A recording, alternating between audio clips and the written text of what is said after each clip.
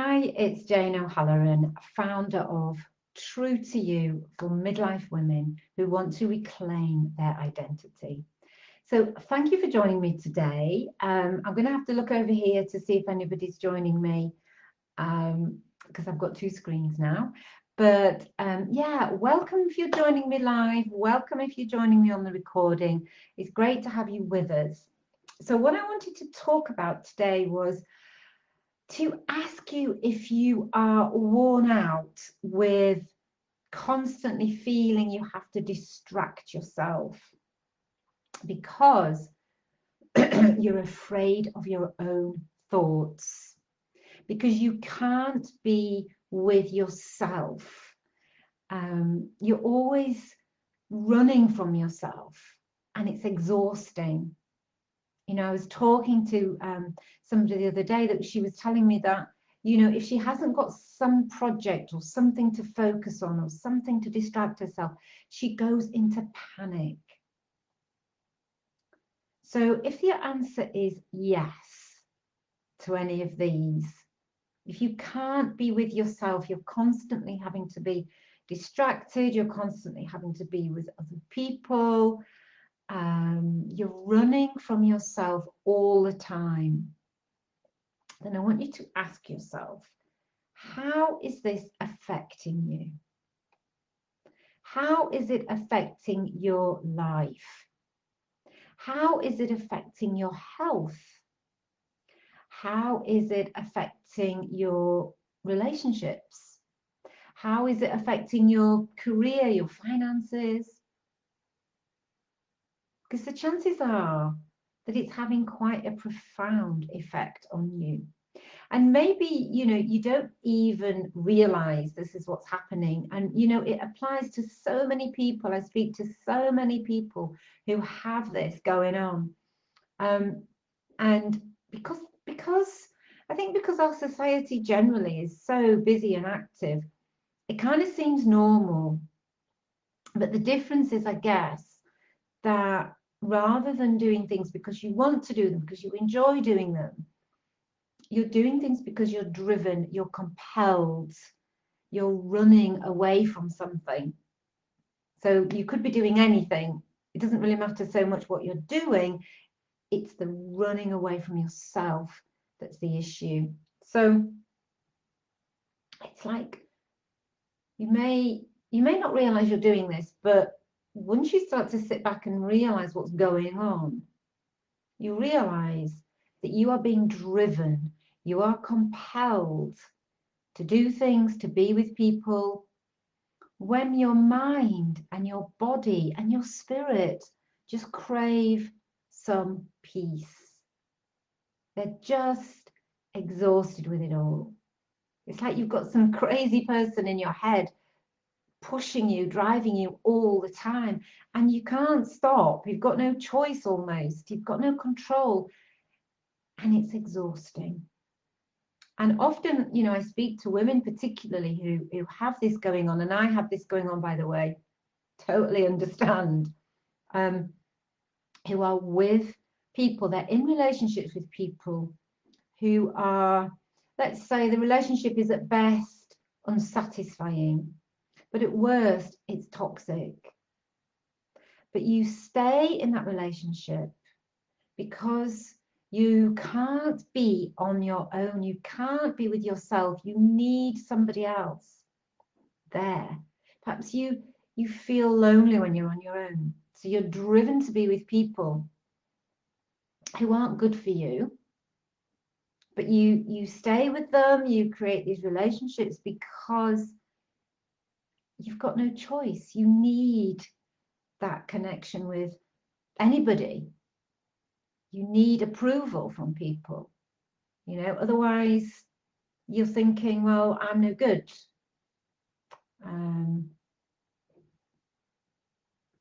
You may be using food, cigarettes, alcohol, shopping, you know, anything to distract, anything to numb your feelings. And going back to the relationship issue, because I had this, you know, I stayed in a relationship for so long because I was just too frightened to be on my own, and I needed other people's approval. I needed to be with other people. I couldn't be with myself because I wasn't comfortable in my own skin. I wasn't happy in my own skin. I wasn't at peace with myself. So therefore I was in situations with my relationship with my husband, or even just feeling compelled and driven to be with friends or be with people I didn't particularly want to be with, but anything was better than being on my own. Needing to fit in, needing approval, you know. And I was thinking, it's almost like I heard this story, and this is such a sad story. But I used to live in Holland many years ago, and I heard a story that, and I didn't know this, but in the war, that the Dutch people were so starving that they ate tulip bulbs. And you know, tulip bulbs are great for growing tulips, but there's no nutrition really in tulip bulbs for us. But they were so desperate that that's what they did.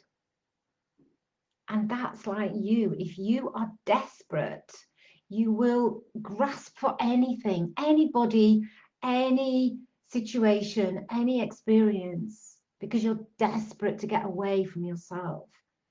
Now, the Dutch people at that time, they did not have a choice, but you do. You do have a choice. You can choose to change things. And, you know, imagine what it'd be like if you were relaxed, if you were at peace with yourself, if you accepted yourself, if you were comfortable being you, if you were happy in your own skin, if you were stable and secure, so that you didn't feel that compulsion to run away from yourself. Your thoughts were of a high vibration, your mind was at peace. So there's no need to be afraid of your thoughts, no need to run away. How would that be for you? What difference would that make in your life? If you didn't feel the need for approval, the need to fit in, what would that change for you? What could you do? What things, what people could you let go of in your life that aren't serving you? And what things and what people could you attract towards you? Because I'm telling you something, I live on my own, but now I finally, finally learned to be happy in my own company, and it's liberating. It's liberating. It set me free because I can be on my own, I can rest, I can rejuvenate, I can be with people. I mean, obviously, current pandemic aside, but I don't feel the need to be on the phone to people, on FaceTime, on Zoom, going for walks with people when that's allowed. I don't feel I have to constantly be with people I don't feel I have to run away from myself, and I don't feel I need approval from anybody. And finally, that is, such an amazing gift. And you can give that to yourself too. So, I want to finish by asking you 3 questions. So, first of all, if you could be at peace with yourself, what life could you create for yourself? How would your life look? And what would that be worth to you, to create that life where you are no longer mentally, physically, emotionally, spiritually exhausted, worn out? What would that be worth to you? And then what's your next step going to be? So I'm leaving you with that thought. Thank you guys for joining me. I'm leaving you with that thought. And you've got to ask yourself, is this worth thinking about? Is this worth doing something about? So that you can be you. You can be the person that you want to be. You can find yourself. So thank you for listening. And I'm really interested to hear what you think. Please feel free to comment, ask questions, whatever, however you want to connect.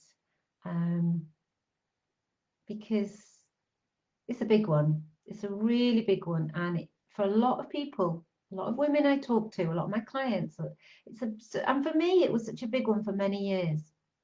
So if you want to break free, just have a think about what you can do.